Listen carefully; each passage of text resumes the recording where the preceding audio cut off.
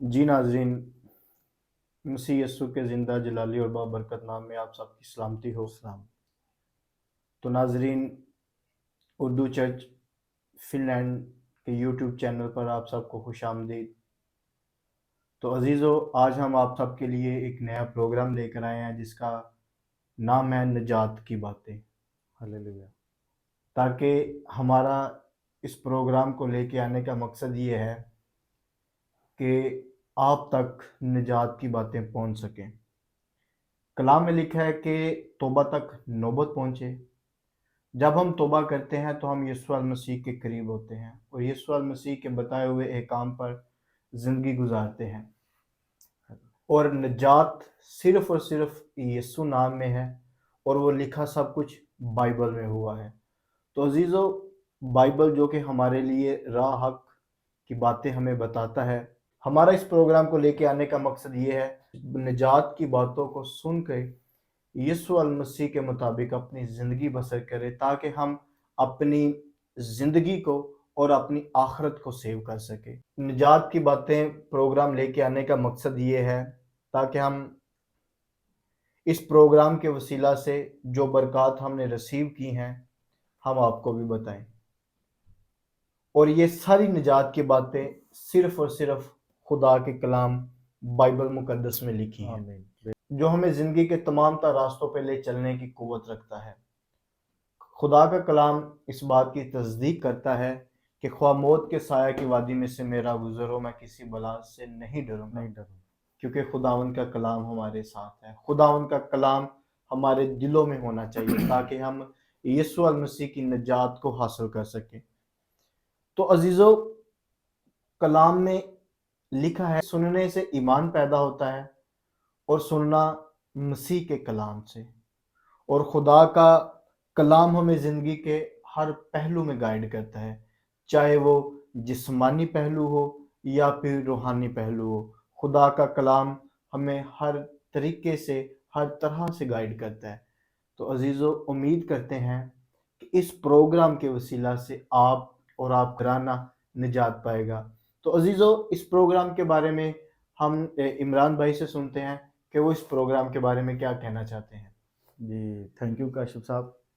और आप साहब के शुक्रगुजार हैं, सबसे पहले खुदावंद के और फिर आपका, तमाम नाजरीन का, जिनकी वसीला से हमको बहुत बरकत मिलती है। हमारे चैनल को आप सब पसंद कर रहे हैं और जिस बहन भाई ने अभी तक सब्सक्राइब नहीं किया, हमारे चैनल को लाइक करें, सब्सक्राइब करें, अपने रिश्तेदारों को, बच्चों को, बहन भाइयों को, तमाम जानने वालों को इसके बारे में बताएं कि जो हमारी ज़िंदगी में तजर्बा से हम गुज़रे और गुज़रने के बाद जो बरकतें हमने हासिल की हैं वो सब आप तक उनको हम पहुँचाएँ, ताकि कोई भी मसीह बहन, कोई मसीह भाई, हमारे आने वाले नौजवान बच्चे उस मायूसी में ना गुज़रें, ताकि वो हम सबको देख के काशिफ भाई सीख सकें कि अगर ये भाई ऐसे कर सकता है तो मैं भी कर सकता हूँ। जी। मुझे अच्छी तरह याद है कि जब स्कूल में पढ़ते थे, अगर एक बच्चा फर्स्ट आता था तो हमारे माँ बाप ने हमें सिखाया था, अगर वो फर्स्ट आता है तो आप क्यों नहीं आ सकते। इट्स मीन के बेशक। हमें कोशिश करनी चाहिए।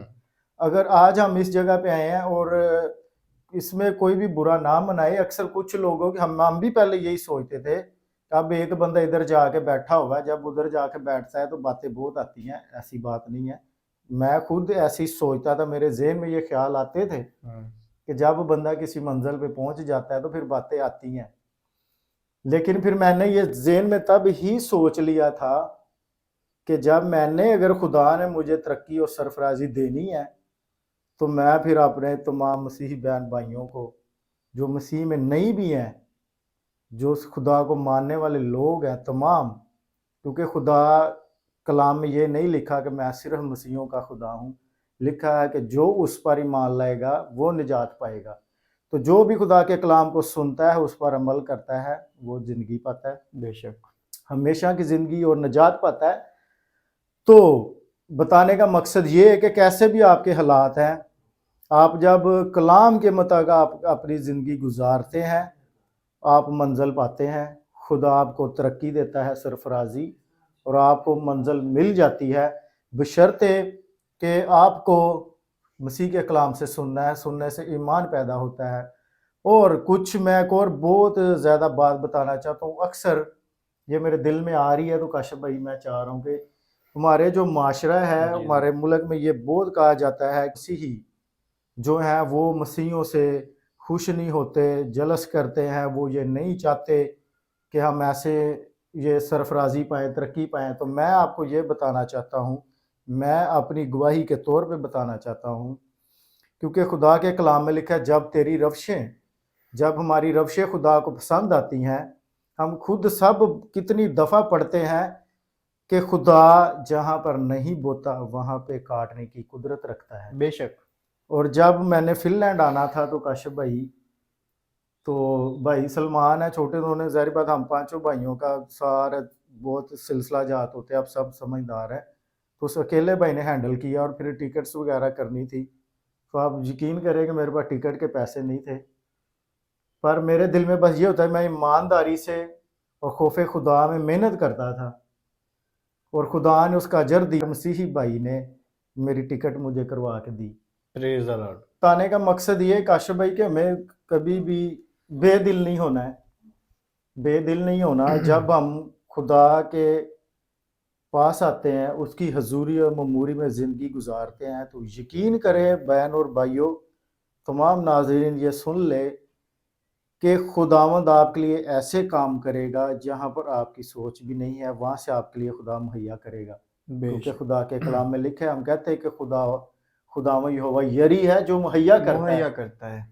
تو پھر جہاں پر ہماری سوچ نہیں بھی پہنچتی، بس ہمیں بے دل نہیں ہونا، خدا سب کچھ مہیا کرے گا۔ آپ پریشان ہیں کہ میں نے بچوں کے لیے کیا کچھ کرنا ہے، خداوند کہتا ہے کہ اگر تو اپنی داڑھی کے ایک بال فکر کر کے سفید نہیں کر سکتا تو کیا کر سکتا؟ کچھ بھی نہیں کر سکتا۔ آنے والا کل، ہم ماں باپ انسان ہیں، ہم سوچتے ہیں، ضرور ہے، سوچنا چاہیے، فکر کرنی چاہیے، لیکن جس طرح سے کلام بتاتا ہے ہمیں اس طور سے اپنا پورا دھیان ادھر نہیں لگانا چاہیے، زیادہ دھیان ہمیں خدا کی طرف لگانا ہے، جس سے ہمیں نجات ملتی ہے، تسلی، اطمینان ملتا ہے، اور ہمارے سارے رستے خدا ہموار کر دیتا ہے جب ہم خدا کے پاس آتے ہیں۔ جی بالکل۔ عمران بھائی، جس طرح آپ بتا رہے تھے کہ خدا ہماری فکر کرتا ہے اور خدا مہیا کرتا ہے، جی تو کلام میں سے مجھے ایک بہت ہی اچھی بات میرے ذہن میں آ رہی تھی کہ خداوند جب بنی اسرائیل قوم کو مصر کی غلامی سے لے کر آئے حضرت موسیٰ کے ذریعہ سے، تو ان کی کوانٹٹی، ان کی تعداد اسرائیلیوں کی تقریباً لاکھوں کی تعداد میں تھے۔ بیابانوں میں جب وہ چلے تو وہ خدا پر کڑکڑائے، خدا کو ان کی فکر تھی، لیکن پھر بھی وہ اسرائیلی لوگ جو تھے وہ خدا پر کڑکڑائے کہ اور موسیٰ سے لڑنے جھگڑنے لگے کہ تو ہمیں کہاں لے کر آیا ہے، اس سے بہتر تو ہم مصر میں ہی تھے، جہاں ہمیں پیاز ملتا تھا، گوشت ملتا تھا، روٹیاں ملتی تھی، ہمیں طرح طرح کے پکوان ملتے تھے اور ہم کھا کر اسیر ہوتے تھے۔ تو عزیزو، ان کو صرف فکر طرح طرح کے پکوان کی تھی کہ ہمیں وہاں پیاز مل جاتا تھا، اچار مل جاتا تھا، گوشت مل جاتا تھا، ہم وہ چیزیں کھا کر سیر ہو جاتے تھے، اور بیابان میں تو ہمیں لے کر آئے تاکہ ہم لوگ مر جائیں۔ تو یہ معاملہ حضرت موسیٰ خدا کے حضور میں لے کر جاتے ہیں، اور خدا اس معاملے کو جب دیکھتا ہے تو خدا کو بے شک ان کی فکر تھی، اسی وجہ سے خدا ان کو مصر کی غلامی سے آزاد کر کے لائے۔ پھر خدا نے کیا کیا کہ خدا نے ان کے لیے بیابان میں من مہیا کیا، اور وہ ڈیلی نہ وہ بوتے، نہ وہ کاٹتے اور نہ وہ جمع کرتے، خدا ڈیلی کی بنا پر ان کو ہر روز صبح کے وقت من مہیا کرتے، ٹھیک ہے۔ اور پھر ایک جگہ ایسی آئی کہ ان کے پاس پینے کو پانی نہ تھا، پھر وہ خدا پر کڑکڑائے تو خدا نے ناممکن کو ممکن کر دیا، اور خدا نے چٹان میں سے پانی مہیا کر دیا۔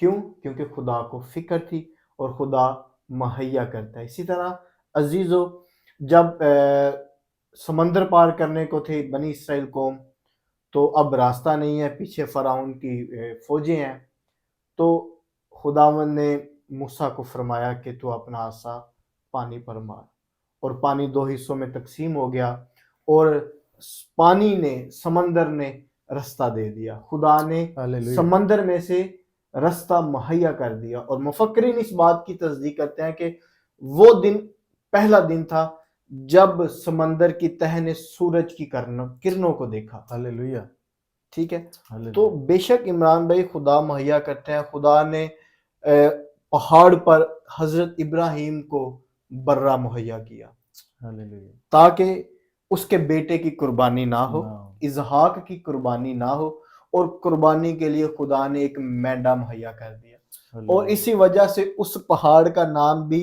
یہ رکھ دیا گیا کہ یہوہ یری، جس کا مہیا کر، مطلب ہے کہ خدا مہیا، مہیا کرتا ہے۔ تو بے شک عزیزو، خدا ہر جگہ ہماری فکر کرتا ہے، اور وہ ہر جگہ ہمیں مہیا کرتا ہے، مسیح ہاں۔ یسوع کے عظیم بابرکت جلالی نام میں، آمین۔